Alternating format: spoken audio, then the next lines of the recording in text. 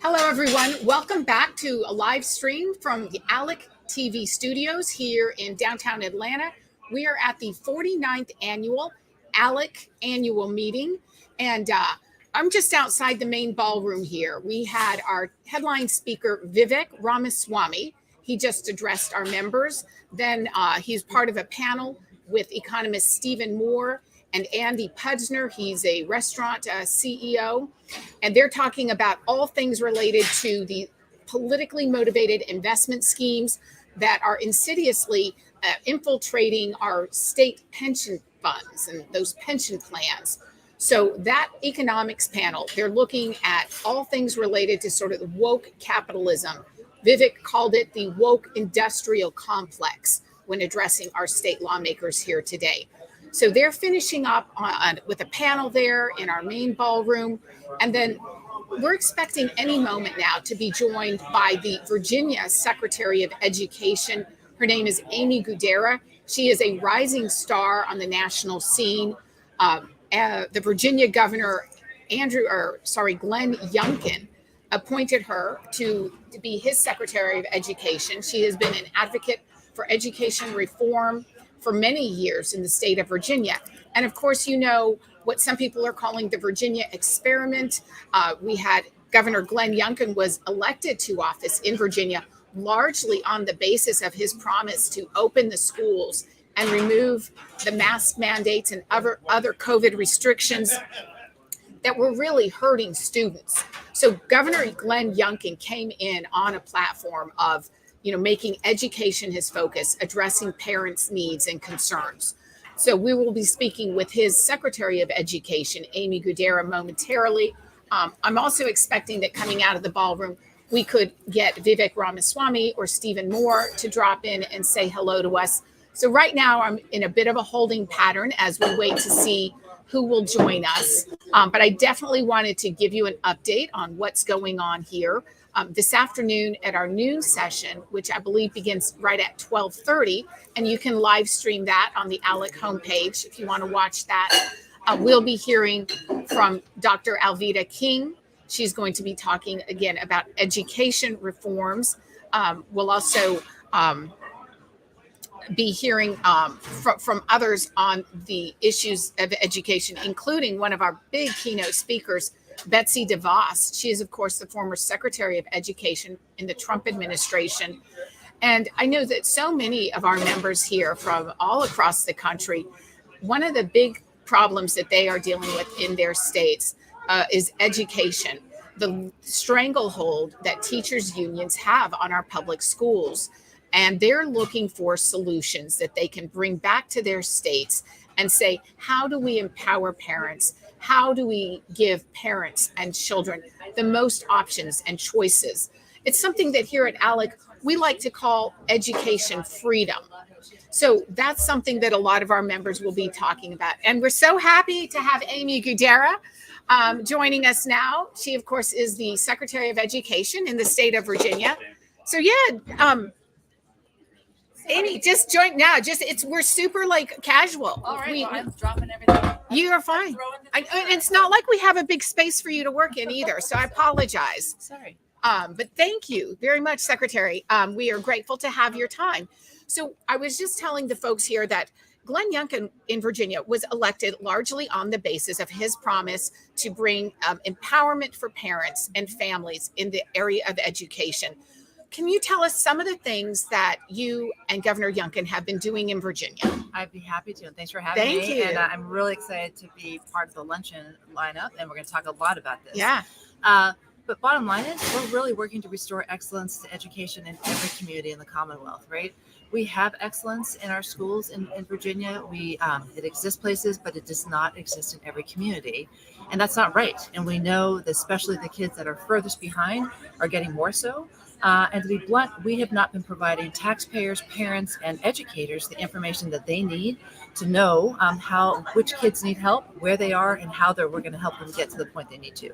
We're also really thinking differently about How do we remind people that the purpose of education is to prepare people for success in life? We've been distracted by a lot of other conversations, and we're forgetting we need to double down on making sure, can people, when they leave our education system, whether it be in 12th grade, after 2 year, after 4 year, are they ready for success in the military? Are they ready for success in the next step of education or training? Are they ready to get a job? We have 300,000 jobs that are open in Virginia today, and we know that the war for talent is on, and we need to make sure that we are preparing every single Virginian for success in that economy. And so that's what we're waking up every day trying to do. What will be your message to state lawmakers from around the country that they can take home with them in terms of what can they see from Virginia's model to bring to Nebraska or Iowa? Right. Really simple. Have high expectations. Use data as a way to make sure that we're shining a light on what's working and what's not working, and making sure that we are providing greater transparency. You mentioned about this whole power of parents. This power of parents to be, they are engaged, they are informed, they are changing things. And that's the message. And we need to listen. A new data that's come out, I'll put up today in my presentation, show that we are actually winning. Republicans and the Republican common sense agenda that we're putting in place in Virginia is winning with voters. It's winning with parents. It's winning with voters who are not white. So this is a message of common sense, and it's really simple. How do we make sure that people are prepared for life and not get distracted by all these other conversations that we're getting that are taking time out of our valuable learning time? One of the things we're really excited about is how do we also infuse more innovation into our system? This one size fits all system at all levels of education just is not working. We know that, and we have the data to show it. And so one of the things we'll talk about today, and I encourage everyone, and we're seeing this, right? The value of having ALEC is that states can come together and learn from each other and hear great ideas, right? I'm meeting with someone from Arizona and the amazing work that they're doing with expanding choice and opportunity and empowering parents. This is just such a great place to learn ideas. And one of the things I hope that people take away from what we're doing in Virginia is that we are doubling down on innovation. We are doubling down and making sure that we blow up this one size fits all and we allow innovation to happen in all of our schools. So we have $100 million that were just appropriated to support higher education, partnering with employers, partnering with other community partners to work in our school divisions to make sure that we are building schools that are meeting people's needs for the economy of tomorrow and today. So we're really excited about that. One last question. In the coming weeks, what is the headline we can expect to see out of your office? Anything new that you can tell us that's coming down the road? So one of the things as we go back to school, we are going to be doubling down on how do we make sure that every student, every parent, every teacher has the information that they need, especially as we start dealing with the incredible learning loss that we're dealing with across this country. We have this data. It's sitting in data warehouses in Richmond. That doesn't help anybody. And so we are going to continue to make sure that parents and teachers and students themselves have the information that they need to make the best decisions to make sure that every child is being seen and being supported. And that's going to be true for the next month. It's going to be true for the next year. It's going to be true for the next 4 years. And what we're hoping is we change a culture in Richmond and in Virginia that people can expect to know what's happening in schools and have information on their kids so that they can be more informed advocates, whether they're a teacher, whether they're a student themselves, or whether they're a parent. So we're trying to change that conversation by empowering people with good information and restoring excellence to education for every single family in the Commonwealth. I love every word you said. As a parent with kids who just recently gotten out of the Fairfax County Public Schools, which I think you're a hometown also. I loved it. Thank you. And we appreciate your time. And I know you have a lot to get to. So thank you for having me. Yeah, thank you. Thank you, Secretary. Thank you. Okay, good luck. Thank you. I'll try not to drop everything. Yeah, no, it's all good. Well, that was Secretary of Education Amy Gudera joining us here at ALEC Studios. We're broadcasting live from downtown Atlanta at the ALEC annual meeting. This is our 49th annual meeting. So you heard what she had to say there. The focus in Virginia is really on empowering parents, making sure they have the information they need so that their students, their children can prosper. And again, she was talking about the focus being on preparing students for the world, for success. We're not there to sort of imbue them with a political agenda or values that may not be our own. I think that when you instill values, that's something that most people think should come from the family, that comes from the home.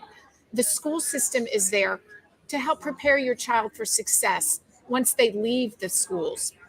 And that's something that a lot of parents have been feeling has been lacking. Certainly in recent years, with the COVID lockdowns, we've had a terrible time getting kids back into the classrooms and back into a normal learning environment.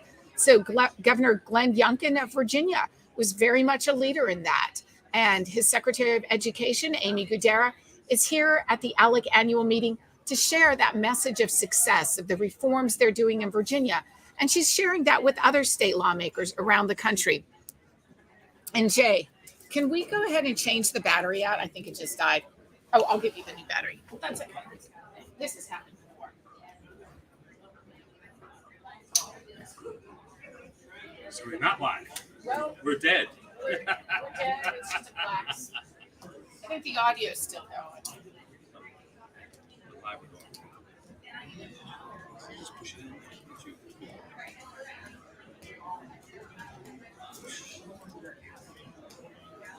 Wasn't she good? She was great.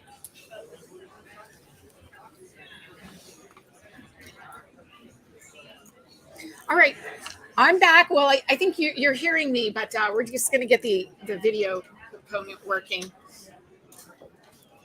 Let's see. It looks like we're back with video. Thank you to Jay. Jay is so... No, he is the master of everything. In fact, Jay, while we wait for our other panelists to come, if you want to just stand by so that I'm not completely solo. Well, the Secretary of Education of Virginia is very impressive. Yeah. I don't know if you heard her, what she talked about a lot. She comes from this data background. Yeah. So Okay. everything she talks about the data, Yeah. which is, the driving force behind the change. Obviously, also the parent revolts at the school board meetings in Loudoun. Right. That the teachers weren't teaching history the way they should be teaching history. And so that was sort of the mandate for Youngkin. And I heard her talk earlier about that's the one thing they really want to do is to better train teachers in history. Of course, there's the good side of history, the bad side of history, but it's not white supremacy. It's not some of these other things that have been sort of sneaking into some of the curriculum. So anyway, very impressive. She has a mandate from the governor, who had the mandate from the parents and the citizens of Virginia, and to move forward. And Jay and I both live in Northern Virginia, so we have been very much focused on what's been happening in the county next to us, Loudoun County, which has been in the national news. Many of you around the country may have heard of those stories coming out of Loudoun County. We like to say that was sort of ground zero for this parent empowerment reform that we've been seeing across the country. And Jay was putting together different video reels this week of those school board meetings, the ones where parents were being tossed out and shut down. And, Boy, I know. It was outrageous. This video will lead into her lunchtime address. So coming up at lunch, we have a whole education panel. And it'll be interesting to hear DeVos and Goodera talk about where the education reform movement is going. As you could say, to some degree, that Betsy DeVos started it under President Trump and charter schools and empowering parents. And so she's sort of handing the baton over to Goodera, who's really can implement this at the state level.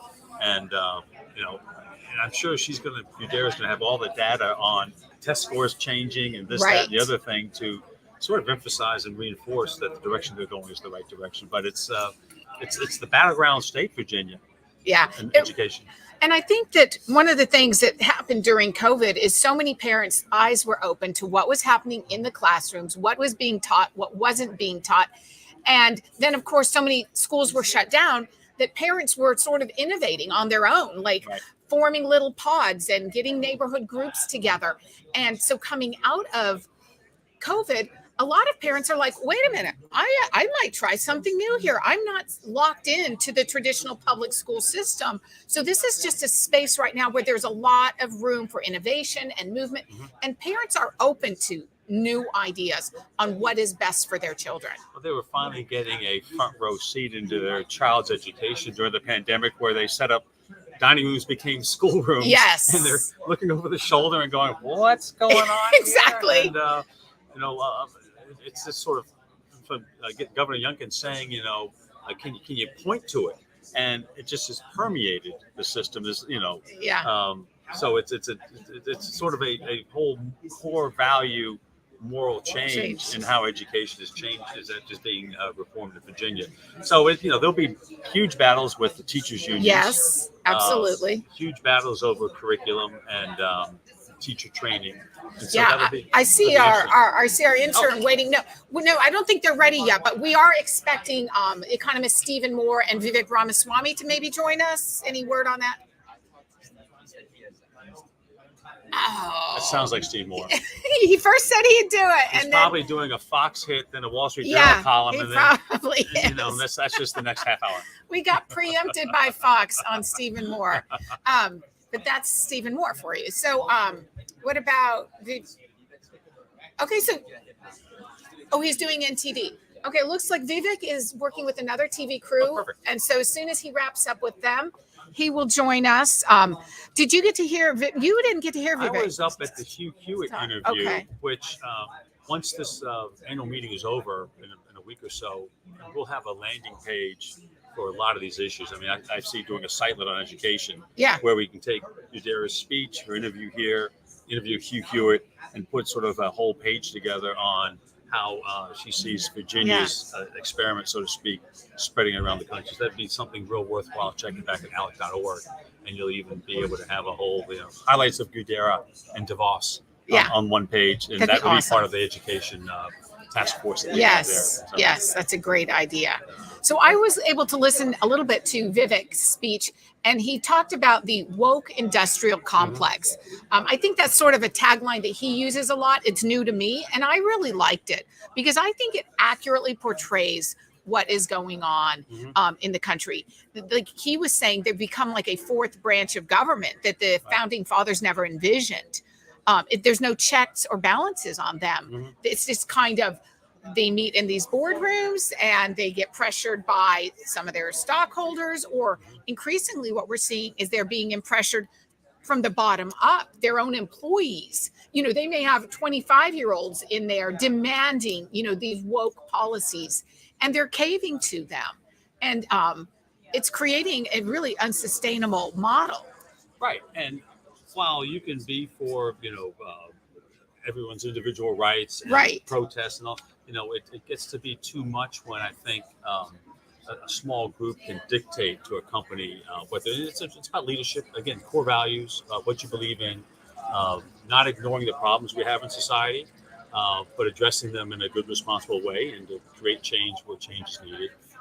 And so one of the things that interests me about what Jonathan Williams talked about and the pensions is how you can direct some state pensions towards the investments that make the most sense and try to change policy through the power of the purse. Right. Well, so I guess that's right. And Alan McInder, he has a comment here from LinkedIn.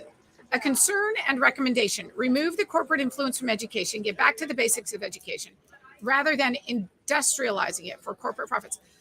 I haven't, this is an area that I haven't worked a lot in. What is the private sector, or what he's talking about?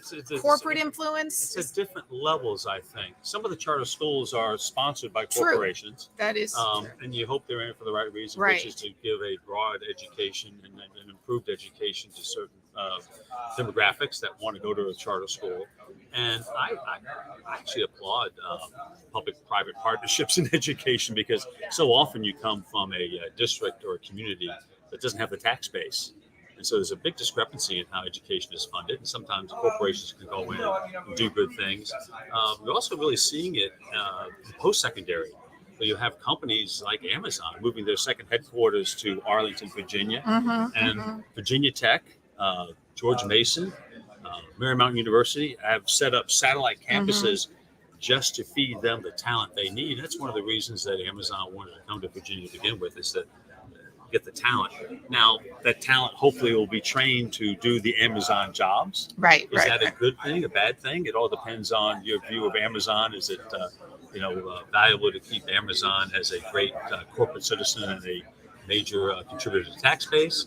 Or does Amazon's policy offend some people? So it cuts both ways, but I've always been one that, business should be in, funding education for the right reasons and not ideological reasons. Right. And I think there can be a place for the private sector in our public schools. Yesterday, I met with a group, and I wish I could remember their name. But what they're bringing in individual, what they call it, like an individual education plan. In the Fairfax County Public Schools, where I'm from, they call it an IEP, where students get like an individual plan on how they will progress through their 4 years of high school. It's tailored to their needs. But a lot of schools don't have the staff, the resources, the number of counselors to create those individual plans for students. So this company comes in and offers resources, and a lot of it is sort of a digital place where they assess the students. This was the Stride group. It wasn't Stride. It was another one called like Scholar Path Well, we'll find that from the sessions and put it on our education landing page. Yeah, I did do the interview with them, and so that'll be coming up. We'll have it on ALEC TV later. But yeah, so what they're doing is bringing innovative ideas from the private sector into the public schools, and basically added like a force multiplier to our school counselors, saying, okay, you as a counselor may not have time to make an individual plan for all 400 of your students, but with this product, this technology, you can create a path for them to reach success and reach their goals. And often you'll have a group like that can come in strategically and not get tied up into the huge bureaucratic boat that needs to turn to get things That's done. Exactly right. And that sometimes happens when businesses get involved. They come in there very much with a business mindset of goals. Yes. How do you achieve those goals? How do you measure those goals? And how do you educate people? Alan asks, do they have too much influence? So could private sector organizations come in? Private sector companies? I'm not that familiar. Yeah. I kind of applaud any company that wants to come in and set up a charter school, given that they have a broad base of support from all demographics. Yeah. But they're not coming in there with an ideology that is set in stone that may fit. So, and that's the tricky part about teaching education. You talk about teaching history. Right. It's rewritten all the time, history. Well, and So I think how do you decide? And so that's what Virginia's grappling with now, is deciding on how to reform the history curriculum. Jay, and I think this question here and what you're talking about, Jay, really get to the core of what the value of ALEC is. This is an organization that brings state lawmakers together from all 50 states, and they exchange best practices. What's working in my state? What's not working? Who have you partnered with in your public schools? How has that worked for you? Where they can share ideas, share experiences, and then take those ideas back to their states. But, Alan, that's a pretty broad question, depending on what level of education you're talking about businesses becoming involved in. Yeah. Community college, you really want to train those folks to go right into the job market. They want to come out with a skill where they can weld a battleship at the Navy, yards and in Hampton Roads in Virginia. So there you really want to have a job at the end of that education path. And some people say now that higher education, for example, you want to have to do a report card on how many kids graduate from college and get a job. Right. Are you getting them accountable? Are you getting the value for your education? So it really depends on the level of education. It depends, I think, on. I almost want to see the businesses fund some nonprofit that has a good reputation than trying to go in there directly. That maybe that is a way to sort of prevent any undue influence by the business, but.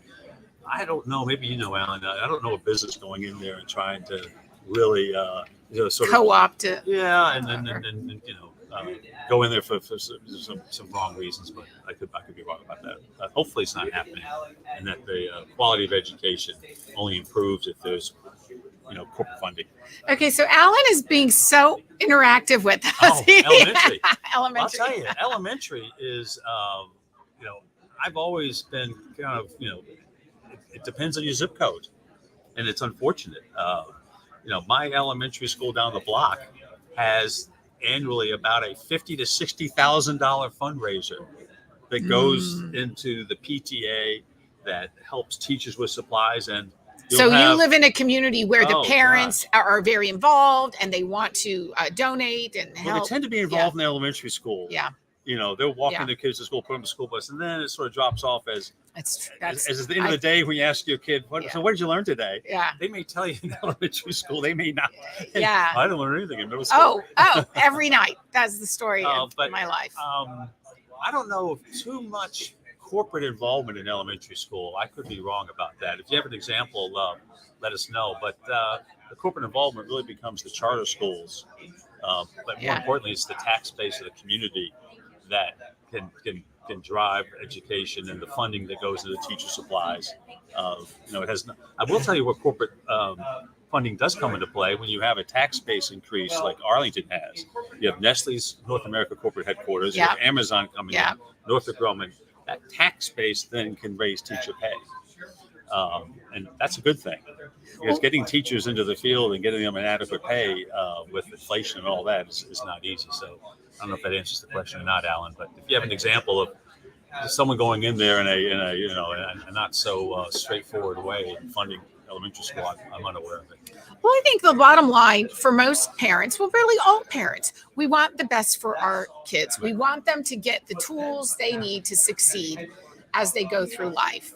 And that's what we all want. So I think that increasingly parents are saying what is going to work for my student is going to be something different than maybe for another student. And they want more individual focus on their student and innovative things. I mean, one size fits all is not working in our public schools. And I think parents are demanding some change. They want more transparency for sure. They want to know what's being taught. And then they want a say in what's going on. I mean, you were pulling video clips of that. Some people call it a gaffe, but it's really like the Democrat who ran against McAuliffe. What was his huge mistake in the debate? He said that parents don't have the right to be involved in their child's education. Shouldn't be involved. Parents shouldn't be involved in their child's education. And he was talking about from selecting the books to curriculum, making sure that it is in the values of their community. And that was really that little comment there is what won Youngkin in the election. And of course, it was all over critical race theory and trying to make sure that teachers are trained and that doesn't seep into the curriculum. That you need to teach history, good, bad, the ugly, without too much of almost a precursor. Right. Oh, by the way, it's only let's teach the history the way we've been taught history and not, I guess, revisit it and change around some of the time. Now, we've had all sorts of problems with racism throughout the course of the history. It's the way the teachers present it. Right. And, that's exactly right. And I personally feel like issues like that should be discussed in the home. Like I would rather, as a parent, be the one having those conversations with my kids rather than an imposed curriculum that is mandated from some sort of outside third party. And by the way, that's something a lot of people don't know. Some of these CRT curriculums are coming in from outside. They're not organic to the school. There's like these third party vendors who are selling these and supplying them to the schools, and parents are trying to get access to these curriculums. And in the case of Fairfax County, I know the scenario was the parent was told, well, the curriculum is actually owned by a third party vendor. If you want access to it, you're going to have to do a freedom of information request. And that's a legal process. It was like tens of thousands of dollars for parents to be able to just see the curriculum. And that gets back to one of UDERA's big reforms is transparency. Right. You've got to be able to ask the teacher and ask the school district and the school board, can we delve into this curriculum a little bit more? Exactly. And find out about exactly what they're teaching the kids. And transparency hasn't necessarily been there, right. At least in the last 5-10 years. So I can expect that we'll be hearing about transparency at the noon luncheon today when we have Secretary DeVos, Amy Gudera, and Dr. Alveda King will all be talking on education. Another thing that I think is probably coming up here at ALEC is the education reform bill that was passed in Arizona this past session. I think that it's something that's like the Opportunity Scholarship. Well, anyway, what it does is it ensures that the money follows the student so that every student has access to that public funding that if they choose to go to a public school or a charter school or a private school or a homeschool situation, the money follows the student.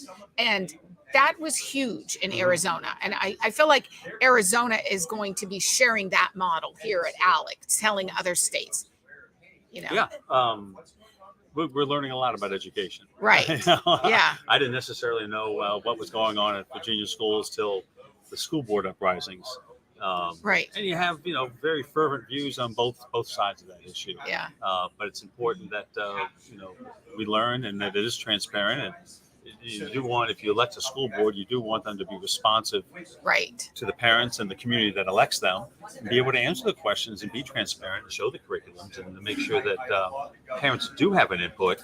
And of course, the details in the weeds there about, if parents disagree with the curriculum, but how do you resolve that? Yeah. And that hasn't happened yet, as far as I know. So right. that's sort of the next step is how does the Loudoun County School Board come together and work with the parents? Yeah. And everyone comes to the table with a different set of core values and morals and what they think how history should be taught. It's almost like looking at art. Everyone can see something different right in the history of this country, and they come from a different perspective. And so that's the grappling part of, and it's messy.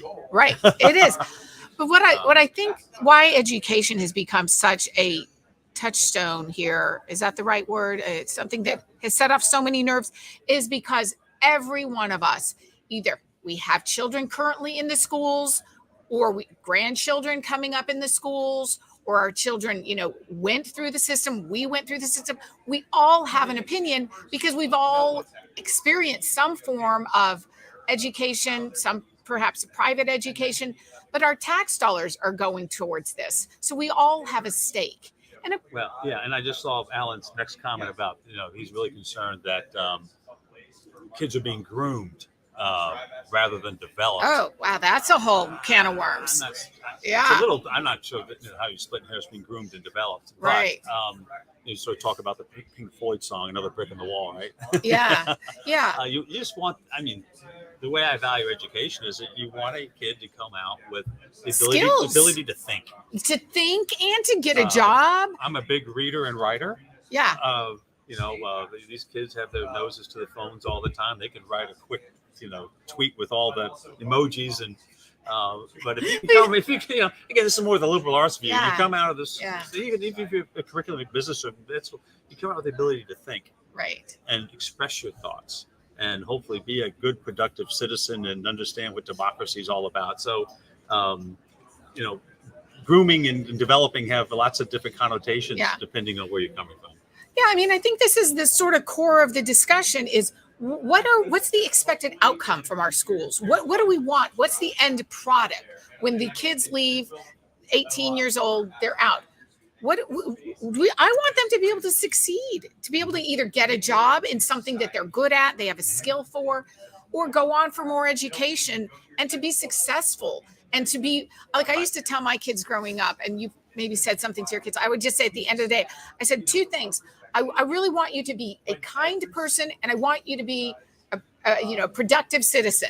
Like, get out there and be productive. I don't want you, just sort of letting your talents and skills go to waste. Be productive. I think it's the work ethic. It also gets to why so many young women drop out of science and math, and the big statistic is 8th grade.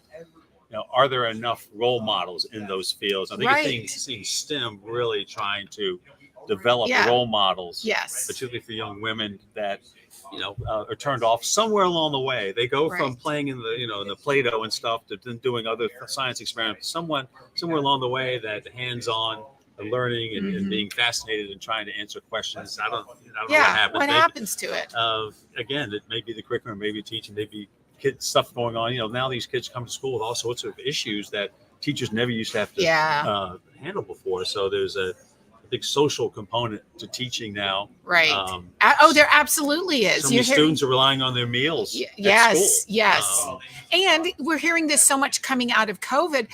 Kids are coming back to the schools with a lot of emotional and social issues that, and there's sort of a void of who's addressing this. So it's kind of falling on the schools, and the teachers are being asked to do a lot. Well, getting back to the overall goal is, you want a kid to climb high, climb far. And so it's like your goal the sky, your aim the star.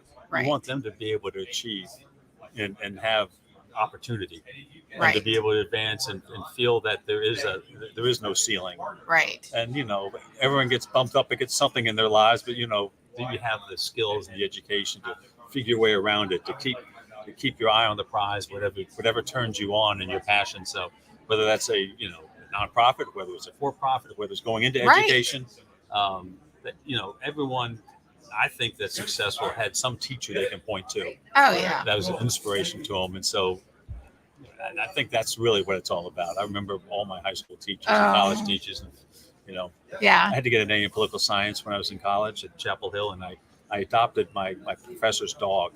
That's how you did it.